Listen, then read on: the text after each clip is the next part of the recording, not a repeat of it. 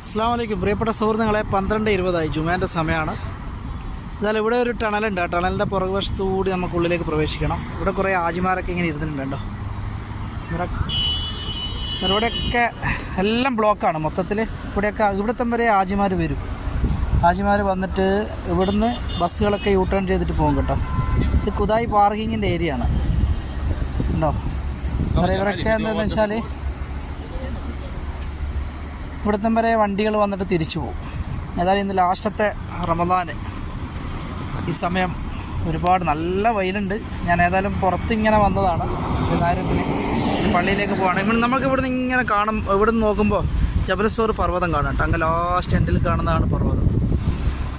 ഏതായാലും നല്ലൊരു പ്രഭാതം എന്നാണ് പറയുന്നത്. നല്ലൊരു ഉച്ചയിലേക്ക് പ്രവേശിക്കുന്നു. ബാങ്ക് കൊടുക്കാനായി. ഏതായാലും ഞാൻ